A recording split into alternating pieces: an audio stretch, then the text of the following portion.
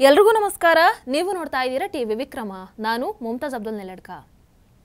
ಜೈ ಭಾರತ ಜನನಿಯ ತನುಜಾತೆ, ಜಯ ಹೇ ಕರ್ನಾಟಕ ಮಾತೆ, ಜೈ ಸುಂದರ ನದಿವನಗಳ ನಾಡೆ, ಜಯ ಹೇ ರಸ ಋಷಿಗಳ ಬೀಡೆ, ಸರ್ವ ಜನಾಂಗದ ಶಾಂತಿಯ ತೋಟ, ರಸಿಕರ ಕಂಗಳ ಸೆಳೆಯುವ ನೋಟ, ಹಿಂದೂ ಕ್ರೈಸ್ತ ಮುಸಲ್ಮಾನ ಪಾರಸಿಕ ಜೈನರುದ್ಯಾನ, ಜನಗಣ ಹೋಲುವ ದೊರೆಗಳ ಧಾಮ, ಗಾಯಕ ವೈಣಿಕರ ಆರಾಮ, ಕನ್ನಡ ನುಡಿ ಕುಣಿದಾಡುವ ಗೇಹ, ಕನ್ನಡ ತಾಯಿಯ ಮಕ್ಕಳ ದೇಹ, ಭಾರತ ಜನನಿಯ ತನುಜಾತೆ, ಜಯ ಹೇ ಕರ್ನಾಟಕ ಮಾತೆ.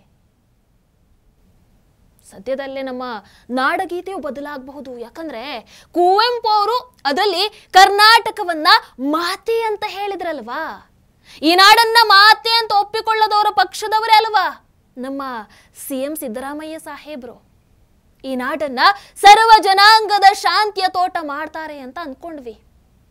ಆದ್ರೆ ಆ ಶಾಂತಿಯ ತೋಟದಲ್ಲಿ ಈಗ ಕಾಣಿಸ್ತಾ ಇರೋದು ಬರೀ ಪಾರ್ಥೇನಿಯಂ ಗಿಡಗಳು.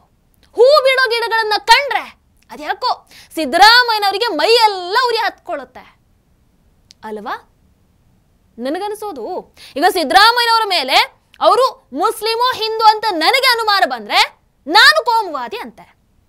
ಅದೇ ಸಿದ್ದರಾಮಯ್ಯನವರು ರಾಜ್ಯದ ಜನರ ಮುಂದೆ ಬಂದು ನಾನು ಇಸ್ಲಾಂಗೆ ಮತಾಂತರ ಆಗಿದ್ದೀನಿ ಅಂತ ಅಂದುಕೊಳ್ಳಿ ಅಂತ ಅಂದ್ರೆ ನನ್ನಂತಹ ಜನ ಏನ್ ಅನ್ಕೊಳ್ಬೇಕು ಹೇಳಿ?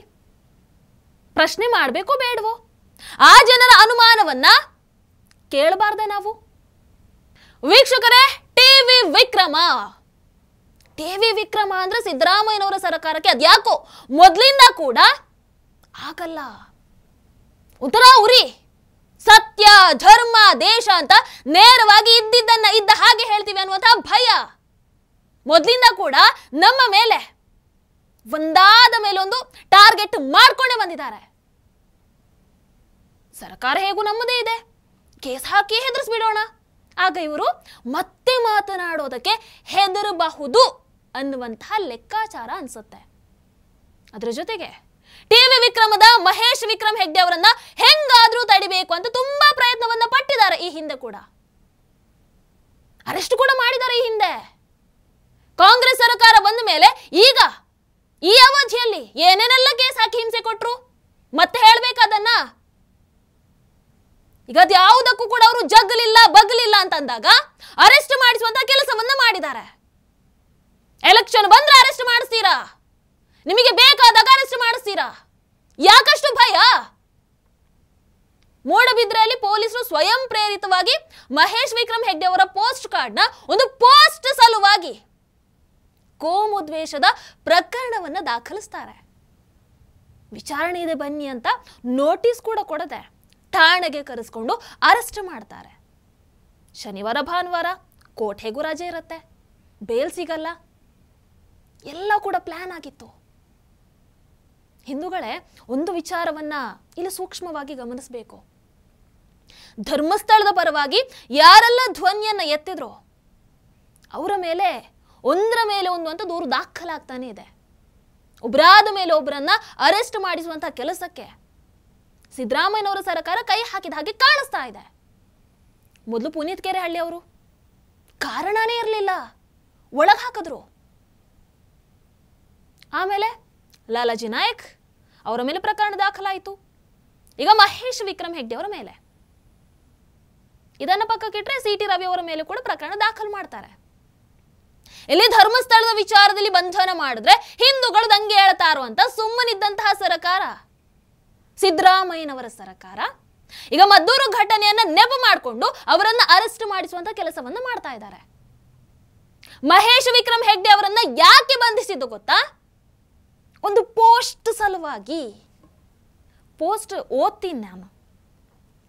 ಏನಿದೆ ಆ ಪೋಸ್ಟ್ ಅಲ್ಲಿ? ಮಾನ್ಯ ಮುಖ್ಯಮಂತ್ರಿಗಳೇ, ಒಂದೇ ಒಂದು ಬಾರಿ ಗಣಪನ ಮೆರವಣಿಗೆಯ ಮೇಲೆ ಕಲ್ಲು ತೂರಿದವರ ಮಸೀದಿಯ ಮೇಲೆ ಬುಲ್ಡೋಸರ್ ನುಗ್ಗಿಸುವಂತಹ ಧೈರ್ಯ ಮಾಡಿ ನೋಡಿ.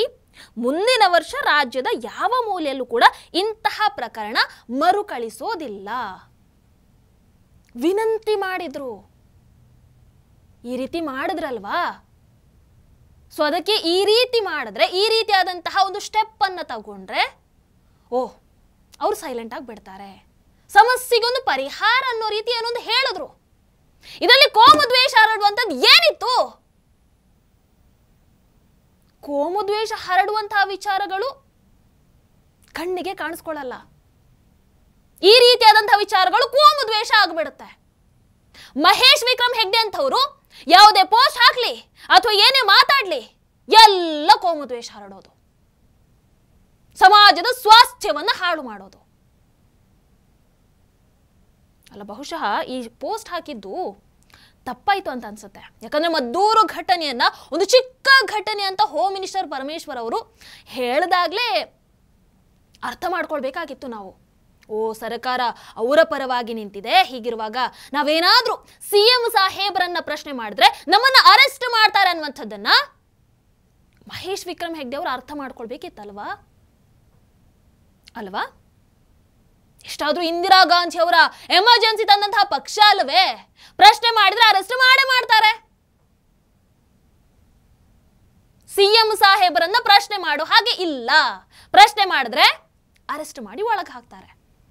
ಪ್ರಶ್ನೆನೂ ಮಾಡೋ ಹಾಗಿಲ್ಲ, ವಿನಂತಿನೂ ಮಾಡೋ ಹಾಗಿಲ್ಲ. ಮಾನ್ಯ ಮುಖ್ಯಮಂತ್ರಿಗಳೇ, ಅರೆಸ್ಟ್ ಅಷ್ಟೇ. ಸಿಎಂ ಸಿದ್ದರಾಮಯ್ಯ ಸಾಹೇಬ್ರೆ, ನಿಮಗಿದು ತಪ್ಪು ಅಂತ ಅನ್ಸುತ್ತೆ, ಮುಸ್ಲಿಮರ ಭಾವನೆಗೆ ಧಕ್ಕೆಯನ್ನು ತಂದಿದ್ದಾರೆ ಅಂತ ಅನ್ಸುತ್ತೆ. ಆದರೆ ಒಬ್ಬ ಹಿಂದೂ ವಿರೋಧಿ ಓಪನ್ ಆಗಿ ಬುಲ್ಡೋಸರ್ ನುಗ್ಗಿಸಿ ದೇವಸ್ಥಾನವನ್ನ ಮಗುಚಿ ಅಂತಂದಾಗ ಧರ್ಮಸ್ಥಳದ ಕೋಟ್ಯಾಂತರ ಭಕ್ತರಿಗೆ ಧಕ್ಕೆನೇ ಆಗ್ಲಿಲ್ವಾ?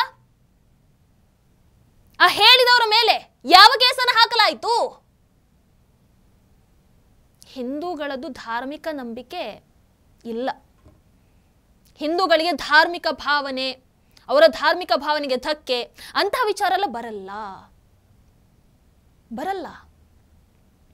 ಧರ್ಮಸ್ಥಳದ ಬಗ್ಗೆ ಅಷ್ಟೆಲ್ಲ ಸುಳ್ಳು ಹೇಳಿ ಇಡೀ ಕ್ಷೇತ್ರವನ್ನ ಅಪಪ್ರಚಾರ ಮಾಡಿ ಕಲ್ಲು ಹೊಡಿಬೇಕು ಅಂತ ಅವರು ಮ್ಯಾಜಿಕ್ ಅಜ್ಜಿ ಹೇಳಿದ್ರಲ್ವಾ, ಇವತ್ತು ಅವರು ಮನೆಯಲ್ಲಿ ಹಾಯಾಗಿದ್ದಾರೆ. ಕಲ್ಲು ಹೊಡಿಬೇಕನ್ನೋದು ಬಹುಶಃ ನಿಮ್ಮ ಪ್ರಕಾರ ಶಾಂತಿಯ ಸಂಕೇತ ಅಂತ ಅನ್ಸುತ್ತೆ. ಒಬ್ಬ ಯೂಟ್ಯೂಬರ್ ಯಾವುದೇ ಸಾಕ್ಷ್ಯಾಧಾರ ಇಲ್ಲದೆ ಹಸಿ ಸುಳ್ಳನ್ನು ಹೇಳ್ತಾನೆ, ದಂಗೆ ಹೇಳಬೇಕು ನೀವು ಅಂತ ಪ್ರಚೋದನೆಯನ್ನು ಕೊಡ್ತಾನೆ. ಆತ ಸ್ಟೈಲ್ ಆಗಿ ಕೂಲಿಂಗ್ ಗ್ಲಾಸ್ ಹಾಕೊಂಡು SIT ಆಫೀಸಿಗೆ ಬರ್ತಾನೆ. ಅದೇ ಕಲ್ಲು ಹೊಡೆದವರ ವಿರುದ್ಧ ಮಾತನಾಡಿದ್ರೆ, ಅವರ ಮೇಲೆ ಕ್ರಮವನ್ನ ಕೈಗೊಳ್ಳಿ ಅಂತ ಕೇಳಿದ್ರೆ ಅವರು ಕೋಮುವಾದಿಗಳಾಗಿಬಿಡ್ತಾರೆ, ಸಮಾಜಘಾತುಕರಾಗಿಬಿಡ್ತಾರೆ, ಸಮಾಜದ ಸ್ವಾಸ್ಥ್ಯವನ್ನ ಹಾಳು ಮಾಡೋರಾಗ್ಬಿಡ್ತಾರೆ. ಅವರ ಬಂಧನ ಕೂಡಲೇ ಆಗಿಬಿಡುತ್ತೆ. ಸಿದ್ದರಾಮಯ್ಯನವರ ಸರ್ಕಾರ ಧರ್ಮಸ್ಥಳದ ಪರ ನಿಂತ ಒಬ್ಬೊಬ್ಬರನ್ನೇ ಅರೆಸ್ಟ್ ಮಾಡ್ತಾ ಇರೋದನ್ನ ನೋಡಿದ್ರೆ ನಿಜಕ್ಕೂ ಅನುಮಾನ ಮೂಡ್ತಾ ಇದೆಯೋ ಇಲ್ವೋ? ಇವರ ಬಂಧನ ಆಗಬೇಕು ಅಂತ ಸರ್ಕಾರಕ್ಕೆ ಯಾರದಾದ್ರೂ ಒತ್ತಡ ಇದೆಯಾ? ಒಂದೇ ವಾರದಲ್ಲಿ ಹಿಂದೂವಾದಿಗಳನ್ನ ಟಾರ್ಗೆಟ್ ಮಾಡ್ತಾ ಇರೋದು ನೋಡಿದ್ರೆ ಹಾಗೆ ಅನ್ನಿಸ್ತಾ ಇದೆ. ಮಹೇಶ್ ವಿಕ್ರಮ್ ಹೆಗ್ಡೆ ಅವರ ಮೇಲೆ ಸೆಕ್ಷನ್ 353(2) ಇದರ ಅಡಿಯಲ್ಲಿ ಕೇಸನ್ನು ಹಾಕ್ತಾರೆ. ಕಾನೂನು ಪ್ರಕಾರ ಈ ಸೆಕ್ಷನ್ ಅನ್ನು ಹಾಕಿ ನೋಟಿಸ್ ಅನ್ನು ಕೊಡದೆ ಅರೆಸ್ಟ್ ಹೆಂಗಾಗುತ್ತೆ? ಹೆಂಗ್ ಮಾಡಿದ್ರಿ? ಸ್ಟೇಷನ್ ಬೇಲ್ ಆಗುವಂತಹ ಸೆಕ್ಷನ್ ಇದು. ಆದ್ರೂ ಬೇಲ್ ಸಿಗದ ಹಾಗೆ ಮಾಡಿ ಒಳಗೆ ಕೂರಿಸಿರುವಂಥದ್ದು ಎಷ್ಟು ಸರಿ? ಇದು ಯಾವ ಕಾನೂನು? ಸಿದ್ದರಾಮಯ್ಯನವರೇ, ಹಿಂದೂಗಳಿಗಾಗಿ ಅಂತ ಇದು ಯಾವುದಾದ್ರೂ ಹೊಸದಾಗಿ ತಂದಿರೋದಾ ಕಾನೂನು? ಸುಪ್ರೀಂ ಕೋರ್ಟ್ದೊಂದು ಆರ್ಡರ್ ಇದೆ, 3 ವರ್ಷದೊಳಗಿನ ಶಿಕ್ಷೆ ಇರುವಂತಹ ಕೇಸ್ಗಳಿಗೆ ಅರೆಸ್ಟ್ ಮಾಡೋ ಹಾಗಿಲ್ಲ, ನೋಟಿಸ್ ಕೊಡದೆ ಅರೆಸ್ಟ್ ಮಾಡೋ ಹಾಗಿಲ್ಲ. ಈ ರೂಲನ್ನು ಒಂದು ಬಾರಿ ಉಲ್ಲಂಘನೆ ಮಾಡಿದ್ದಕ್ಕೆ ಡಿಪಾರ್ಟ್ಮೆಂಟ್ ಅವರಿಗೆ 1 ದಿನ ಜೈಲ್ ಶಿಕ್ಷೆ, 15,000 ದಂಡ ಕೊಟ್ಟಿರುವಂಥ ಒಂದು ಜಡ್ಜ್ಮೆಂಟ್ ಕಾಪಿ ಕೂಡ ಇದೆ. ಸಿದ್ದರಾಮಯ್ಯ ಸಾಹೇಬ್ರೆ, ನಿಮಗೆ ಪೊಲೀಸ್ ಜೀಪ್ ಧ್ವಂಸ ಮಾಡಿದವರು ಅಮಾಯಕರಾಗ್ಬಿಡ್ತಾರೆ, ಶಾಸಕರ ಮನೆ ಸುಟ್ಟವರು ಅಮಾಯಕರು. ಅಧಿಕಾರಕ್ಕೆ ಬಂದ ಕೂಡಲೇ ಅವರ ಮೇಲಿರುವಂತಹ ಕೇಸ್ಗಳನ್ನ ವಾಪಸ್ ತಗೊಂಡು ಬಿಡ್ತೀರಾ. ಆದ್ರೆ ಹಿಂದೂಗಳ ಪರವಾಗಿ ಧ್ವನಿಯನ್ನ ಎತ್ತಿದ್ರೆ ಕಾನೂನಿನಲ್ಲಿ ಯಾವ ಸೆಕ್ಷನ್ ಇದೆ ಅಂತ ಹುಡುಗಿ ಕೇಸನ್ನ ಹಾಕ್ತೀರಾ, ಅರೆಸ್ಟ್ ಮಾಡಿಸ್ತೀರಾ. ಇದು ಡಿಕ್ಟೇಟರ್ಶಿಪ್ ಅಲ್ವಾ? ಸರ್ವಾಧಿಕಾರ ಅಲ್ವಾ? ಕಾಂಗ್ರೆಸ್ನ ಈ ಹಿಟ್ಲರ್ ನಡೆಗೆ ನನ್ನದೊಂದು ಧಿಕ್ಕಾರ. ಯಾಕೆ? ನಿಮ್ಮನ್ನ ಪ್ರಶ್ನೆ ಮಾಡುವಂತ ಹಕ್ಕು ನಮಗಿಲ್ವಾ?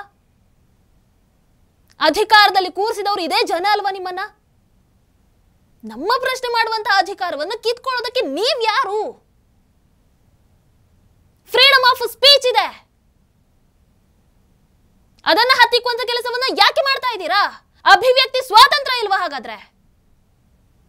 ಮಹೇಶ್ ವಿಕ್ರಮ್ ಹೆಗ್ಡೆ ಅವರನ್ನ ಬಂಧಿಸಿ ಅವರ ಧ್ವನಿಯನ್ನ ಅಡಗಿಸಬಹುದು ಅಂತ ಅನ್ಕೊಂಡ್ರೆ ಅದು ನಿಮ್ಮ ಭ್ರಮೆ ಅಷ್ಟೇ, ಸಾಧ್ಯನೇ ಇಲ್ಲ. ಅಂತಹ 100 ಅಲ್ಲ 1000 ಧ್ವನಿಗಳು ಮತ್ತೆ ಹೇಳುತ್ತವೆ. ಮಹೇಶ್ ಅವರವರ ಧ್ವನಿ ಅಂತೂ ಇನ್ನಷ್ಟು ಗಟ್ಟಿ ಆಗತ್ತೆ. ಸರ್, ನಾವೆಲ್ಲರೂ ಕೂಡ ನಿಮ್ಮ ಜೊತೆ ಇದ್ದೀವಿ. ನಮಸ್ಕಾರ. ಟಿವಿ ವಿಕ್ರಮ, ದೇಶ ನಿಮ್ಮ ಕೈಯಲ್ಲಿ. ಈ ಕಾರ್ಯಕ್ರಮ ನಿಮಗೆ ಇಷ್ಟ ಆಗಿದ್ದಲ್ಲಿ ಲೈಕ್, ಶೇರ್ ಹಾಗೂ ಕಮೆಂಟ್ ಮಾಡಿ. ಟಿವಿ ವಿಕ್ರಮದ ಕಾರ್ಯಕ್ರಮಗಳನ್ನು ನಿರಂತರವಾಗಿ ವೀಕ್ಷಿಸಲು ಸಬ್ಸ್ಕ್ರೈಬ್ ಮಾಡಿ, ಬೆಲ್ ಐಕನ್ ಒತ್ತಿ.